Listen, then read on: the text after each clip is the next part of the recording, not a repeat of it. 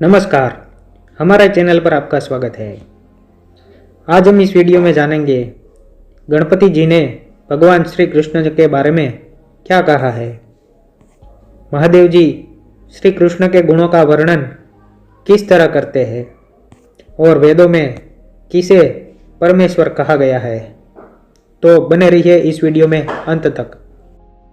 आज हम जानने वाले हैं जिसमें पहला श्लोक पद्म पुराण से लिया हुआ है।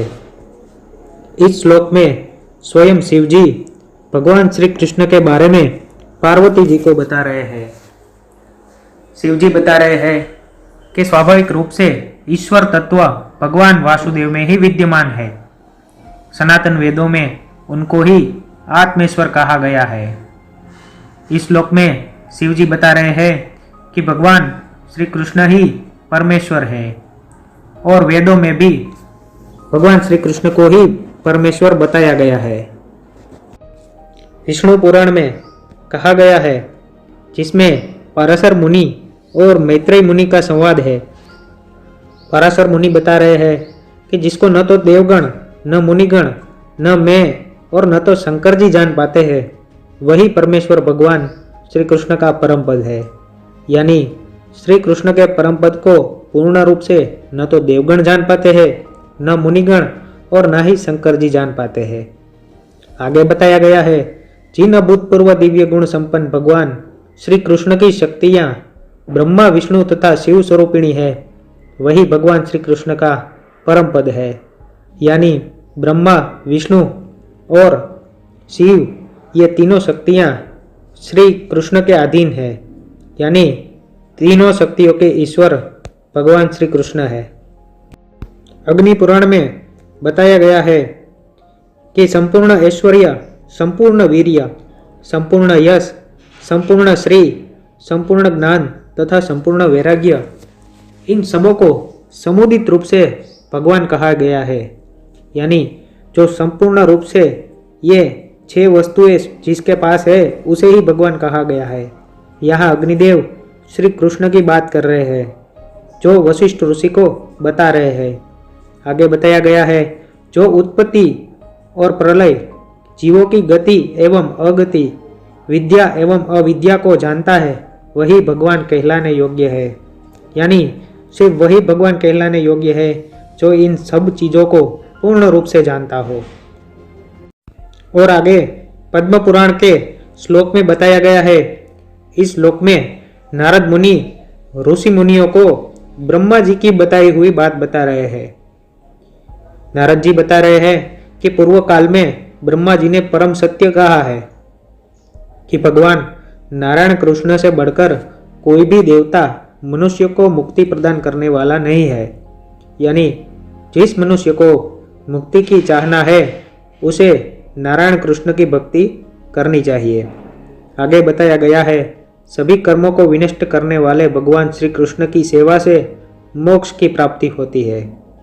यानी कृष्ण की सेवा से ही हमारे कर्म कट सकते हैं और हमें मोक्ष की प्राप्ति हो सकती है।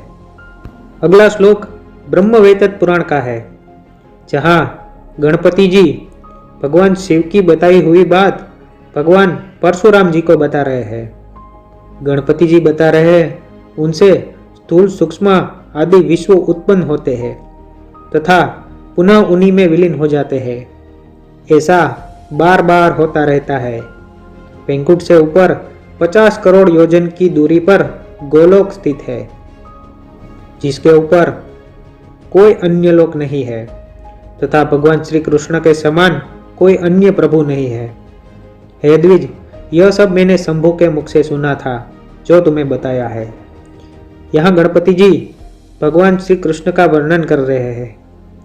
यहाँ गणपति जी बता रहे हैं कि कृष्ण के बढ़कर कोई देवता नहीं है और यह सारे लोग भगवान श्री कृष्ण से ही उत्पन्न होते हैं और पुनः उसी में ही समाहित हो जाते हैं। यहाँ पे वैकुंठ लोक से ऊपर 50 करोड़ योजन की दूरी पर गोलोक धाम होने की बात कही गई है और यहाँ पे जो बात बताई गई है वो स्वयं महादेव ने गणपति जी को बताई हुई है। यानी इससे हमें विश्वास करना चाहिए कि भगवान श्री कृष्ण ही सर्वोत्तम है और वही सबके ईश्वर है। अगला श्लोक बड़ा ही सुंदर श्लोक है जो नारद पंचरात्र से लिया हुआ है। इस श्लोक में शिव जी नारद मुनि जी को भगवान श्री कृष्ण के गुणों के बारे में वर्णन कर रहे हैं। इस श्लोक में शिव जी बता रहे हैं कि न तो कृष्ण से बड़ा कोई ज्ञानी है, न उनसे बड़ा कोई योगी है, न कृष्ण से बड़ा कोई सिद्ध है और न ही उनसे बड़ा कोई ईश्वर है। उनसे बड़ा न कोई सर्वजनक है और न ही कोई परिपालक है। उनसे बड़ा न कोई बलवान है और न कोई बुद्धिमान है। उनसे बड़ा न कोई कीर्तिमान है और न ही कोई सत्यवादी है, न दयावान है और न ही कोई भक्तवत्सल है। उनसे बड़ा न कोई गुणवान है, न कोई सुशील है और न कोई जितेंद्रिय है। इस श्लोक में श्री कृष्ण के बारे में सब कुछ बता दिया गया है कि श्री कृष्ण हर कोई से बड़े हैं, हर किसी से सबसे ज्यादा गुण श्री कृष्ण में है, सबसे ज्यादा बल, सबसे ज्यादा सौंदर्य, सबसे ज्यादा बुद्धिमान भगवान श्री कृष्ण है, क्योंकि परमेश्वर एक ही है और वो श्री कृष्ण है और परमेश्वर से बड़ा और कोई हो नहीं सकता। उसके बाद यह श्लोक राधापनिषद से लिया हुआ है। इस श्लोक में ब्रह्मा जी सनक कुमार को बता रहे हैं जो हमें भी जानना चाहिए। ब्रह्मा जी बता रहे हैं कि भगवान श्री कृष्ण ही सर्वप्रधान देवता है। षडेश्वर युक्त उन भगवान श्री कृष्ण की गोप एवं गोपी सदैव सेवा किया करते हैं। वृंदा द्वारा आराधना किए जाने वाले हे वृंदावनाधीश्वर एक ही मात्र सर्वेश्वर है।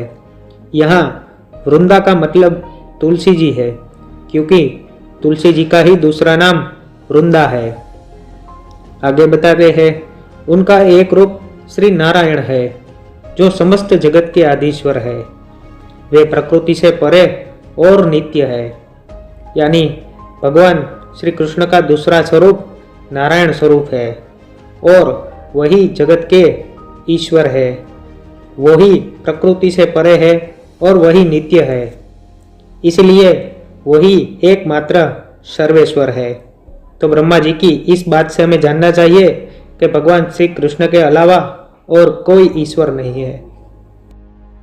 अगला श्लोक ब्रह्म संहिता से लिया हुआ है, जिसमें स्वयं ब्रह्मा जी बताते हैं कि गोविंद के नाम से विख्यात कृष्ण ही परमेश्वर है। उनका शरीर सच्चिदानंद है, वे सबों के मूल है, उनका अन्य कोई स्रोत नहीं है। वे समस्त कारणों के मूल कारण है, यानी भगवान श्री कृष्ण का मूल और कोई नहीं है, क्योंकि सबों के मूल भगवान श्री कृष्ण ही है। वो सनातन थे और वे ही सनातन ईश्वर रहेंगे। तो इस तरह सभी शास्त्रों से हम जान सकते हैं कि भगवान श्री कृष्ण ही परमेश्वर है। इन सभी शास्त्रों में महादेव जी ने, गणेश जी ने, शिव जी ने और कई देवताओं ने बताया है कि भगवान श्री कृष्ण ही एकमात्र परमेश्वर है और हमें उसकी ही भक्ति करनी चाहिए और हमें इस संसार से मुक्ति वही दे सकते हैं। धन्यवाद।